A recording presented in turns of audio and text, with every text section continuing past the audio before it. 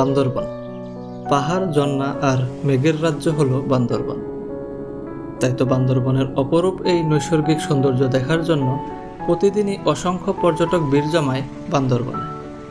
তবে আজকের ভিডিওতে বান্দরবানের গহীনে লুকিয়ে থাকা কোনো ঝর্ণা কিংবা দূরের কোনো পাহাড় সামিটের গল্প থাকছে না। আজকের ভিডিওটি হচ্ছে বান্দরবানের সিটি ট্যুর কেন্দ্রিক। আরও সহজভাবে বললে 2 দিন 1 রাত্রের এই ভ্রমণ গল্পে আপনাদের দেখাবো বাংলার দার্জিলিং খ্যাত নীলগিরি এবং নীলাচল। সেই সাথে আরও দেখাবো চিম্বুক পাহাড়, শৈলপ্রপাত এবং মেঘলা পর্যটন কেন্দ্র।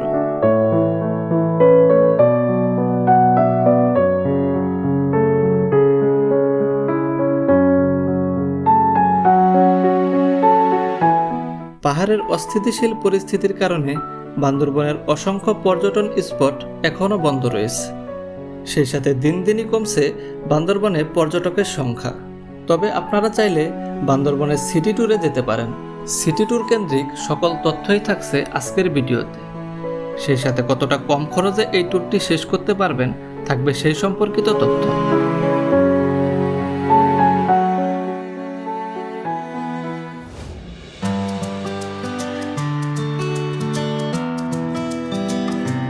সরাসরি ঢাকা থেকে বান্দরবানের কোনো রেল সেবা নেই।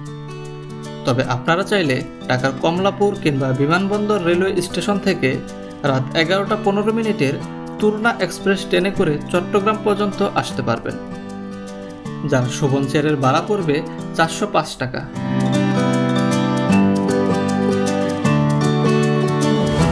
চট্টগ্রাম রেলওয়ে স্টেশন থেকে 15 টাকা অটো ভাড়া দিয়ে চলে আসতে হবে চট্টগ্রামের নতুন ব্রিজ। তারপর সেখান থেকে বান্দরবানের বাস পেয়ে যাবেন, যার ভাড়া পড়বে 150 থেকে 200 টাকার মতো। তবে আজ আমরা যাচ্ছি ঢাকার আবদুল্লাপুর থেকে শ্যামলী এনার পরিবহনের নন এসি এই বাসটিতে করে। এছাড়াও আপনারা চাইলে ঢাকার সায়দাবাদ, কল্যাণপুর, আরামবাগ সহ অসংখ্য বাস কাউন্টার থেকে এসি নন এসি বাস পেয়ে যাবেন বান্দরবান যাওয়ার জন্য। নন এসি বাসে ভাড়া পড়বে 900 টাকা এবং এসি বাসের শ্রেণীভেদে ভাড়া পড়বে 1200 থেকে 1800 টাকা পর্যন্ত।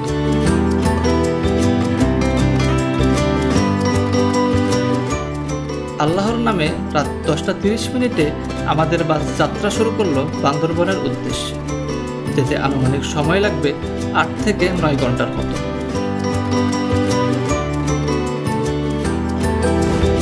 রাত 3টার দিকে আমাদের বাসটি কুমিল্লার টাইমস স্কোয়ার হোটেলে 20 মিনিটের যাত্রা বিরতি দেয়।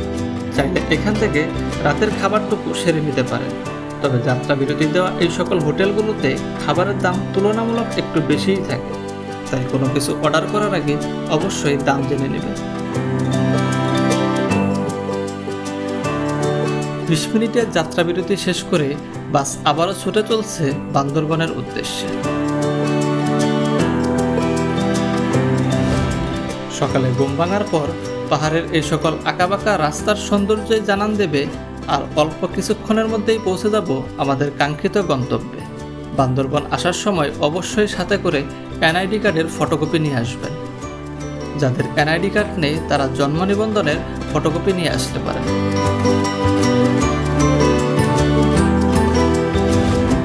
অবশেষে আমাদের বাস সকাল 7টার দিকে চলে আসে বান্দরবান বাস স্ট্যান্ডে।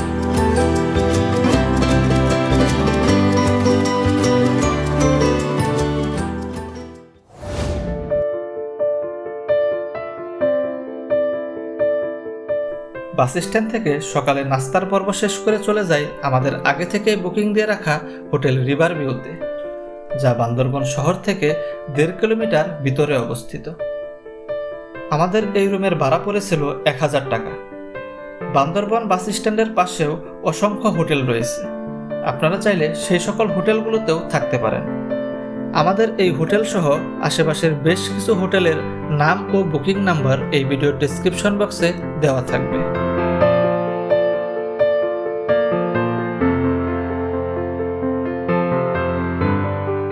শহরের কোলাহল থেকে দূরে থাকতে এবং আমাদের এই রুমের বারান্দা থেকে সাঙ্গু নদীর অপরূপ সৌন্দর্য উপভোগ করার জন্য এই হোটেলটিতে ওঠা।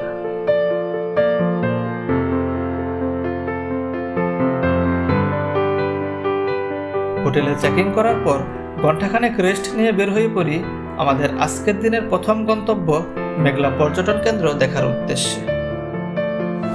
বান্দরবন বাস স্ট্যান্ডের পাশেই অনেক সিএনজি পেয়ে যাবেন মেঘলা পর্যটন কেন্দ্রে যাওয়ার জন্য। জনপ্রতি ভাড়া নেবে 20 থেকে 30 টাকা এবং রিজার্ভ ভাড়া নেবে 130 থেকে 160 টাকা।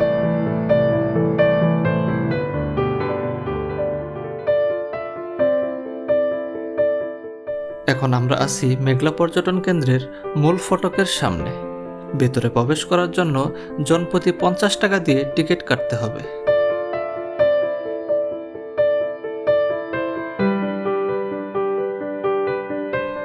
মেঘলা পর্যটন কেন্দ্রের ভিতরে পুরো জায়গা জুড়েই রয়েছে সবুজের ছোঁয়া। ভেতরে রয়েছে সুন্দর একটি লেক, আর লেকের উপর রয়েছে রাঙামাটির আদলে তৈরি একটি ঝুলন্ত ব্রিজ। চাইলে এখানে থাকা কেবল কারে করে পুরো লেকের সৌন্দর্য উপভোগ করতে পারবেন। কেবল কারের টিকিট মূল্য জনপ্রতি 50 টাকা করে।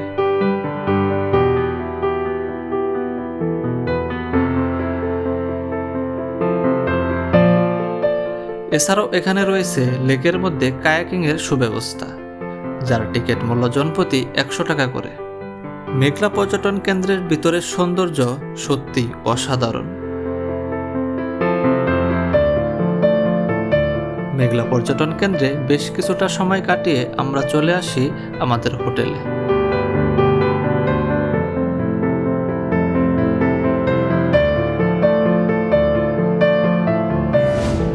বৃষ্টিস্নাত বিকালের সময়টুকু আমরা কাটাই বাংলার দার্জিলিং খ্যাত নীলাচলে।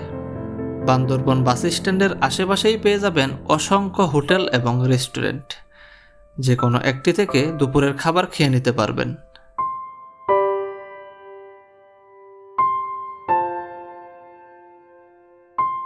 বাস স্ট্যান্ড থেকে একটি সিএনজি রিজার্ভ করে যাচ্ছি নীলাচলের উদ্দেশ্যে। সিএনজিতে আসা যাওয়ায় ভাড়া নেবে 600 থেকে 700 টাকার মতো। এক সিএনজিতে সর্বোচ্চ 3 জন যেতে পারবেন।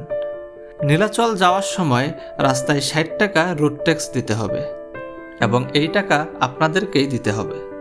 নীলাচলের প্রবেশ মূল্য জনপ্রতি 50 টাকা করে।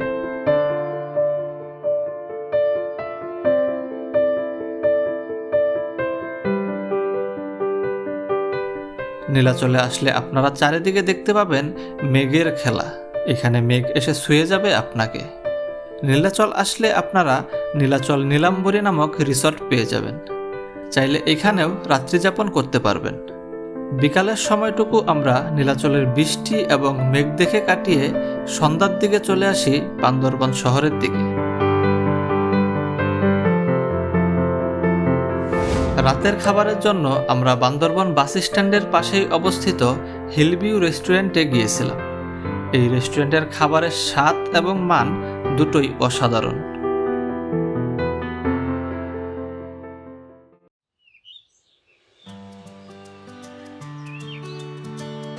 শুভ সকাল। আজ আমাদের বান্দরবনের দ্বিতীয় ও শেষ দিন। তাই সকাল সকাল রেডি হয়ে এবং হোটেল থেকে চেক আউট করে চলে আসি বান্দরবনের দনেশ চত্বরে, যা বান্দরবন বাস স্ট্যান্ডের পাশেই অবস্থিত।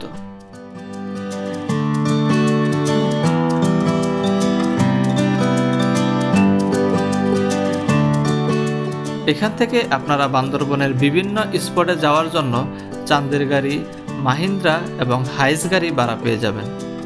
আপনারা যদি সংখ্যায় কম হন তাহলে অন্য যে কোনো একটি গ্রুপের সাথে যুক্ত হয়ে চাঁদের গাড়ি ভাড়া করতে পারবেন। এছাড়াও চাইলে সিএনজিতে করে যেতে পারবেন। ভাড়া নেবে 2500 থেকে 3500 টাকা পর্যন্ত। সিএনজি ভাড়া করার সময় কোন কোন স্পট ঘুরে দেখবেন তা অবশ্যই সিএনজি ড্রাইভারকে বলে নেবেন।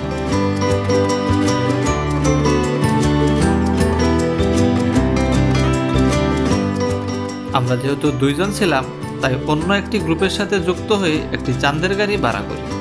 আমরা যেহেতু প্রথম দিন নীলাচল এবং মেঘলা পর্যটন কেন্দ্র ঘুরে দেখেছিলাম, তাই আজ আমরা নীলগিরি, শৈলপ্রপাত এবং চিম্বুক পাহাড় ঘুরে দেখার জন্য 5000 টাকা দিয়ে একটি চাঁদের গাড়ি ভাড়া করি।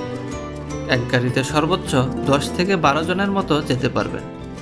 আর এই 3টি স্পটের সাথে যদি নীলাচল এবং মেঘলা পর্যটন কেন্দ্র ঘুরে দেখতে চান তাহলে ভাড়া পড়বে 6000 টাকা।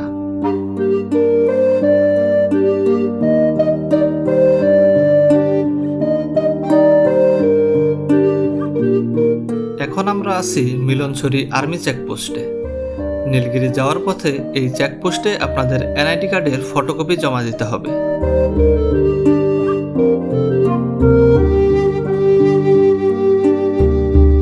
নীলগিরি যাওয়ার পথে চিম্বুক পাহাড়, Shoilopropat, double hand view point এবং টাইটানিক ভিউ পয়েন্ট পড়বে।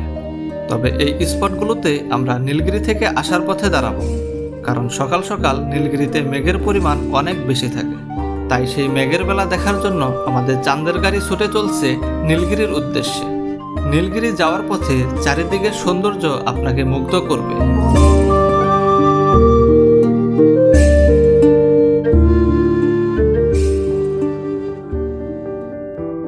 রাস্তার আঁকাবাঁকা সৌন্দর্য দেখতে দেখতে আমরা চলে এসেছি নীলগিরিতে। নীলগিরিতে আসলে আপনারা দেখতে পাবেন এরকম অনেক পাহাড়ি ফলমূলের দোকান।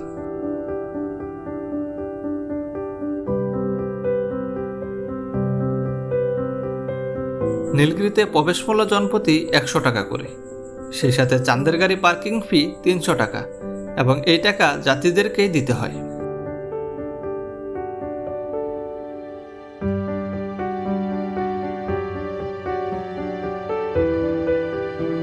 নীলগিরির চারিদিকে তাকালে মনে হবে মেঘের সাথে যেন পাহাড়ের আজন্ম বন্ধুত্ব। নীলগিরিতে রাত্রি যাপন করতে চাইলে রিসোর্ট পেয়ে যাবেন, তবে এই রিসোর্টগুলো সেনাবাহিনী দ্বারা পরিচালিত, তাই এখানে থাকতে হলে সেনাবাহিনীর অফিসার পর্যায়ের কর্মকর্তার রেফারেন্স লাগবে।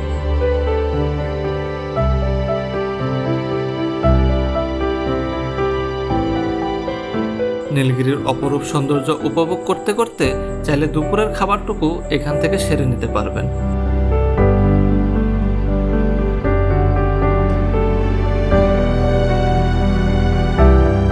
নীলগিরি থেকে এখন আমরা যাচ্ছি চিম্বুক পাহাড়ের উদ্দেশ্যে।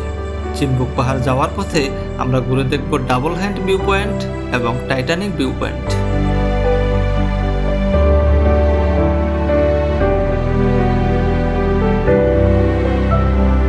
এখন আমরা আছি চিম্বুক পাহাড়ের মূল ফটকের সামনে।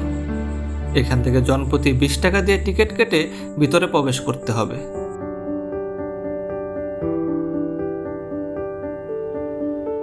চিম্বুক পাহাড় থেকেও আপনারা দেখতে পাবেন সারি সারি মেঘের সাথে পাহাড়ের মিতালি। তবে বেলা বাড়ার সাথে সাথে মেঘের পরিমাণ অনেকটাই কমে গেছে।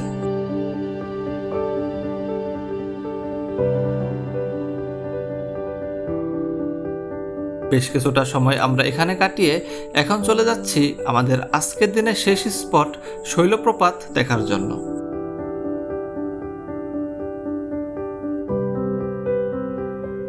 শৈলপ্রপাতের পানিতে নামার সময় অবশ্যই সাবধানতা অবলম্বন করবেন, কারণ এইখানে থাকা পাথরগুলো বেশ পিচ্ছিল। ঘুরতে এসে দুর্ঘটনা কোনোভাবেই কাম্য নয়।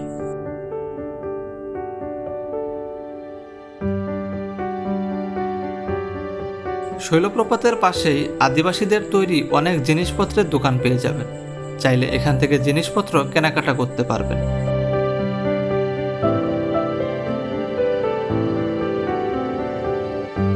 মানসিক প্রশান্তির জন্য ভ্রমণের বিকল্প নেই। ভ্রমণ মানেই যেমন আনন্দ, সেই সাথে ভ্রমণে গেলে পাওয়া যায় নতুন অভিজ্ঞতার স্বাদ।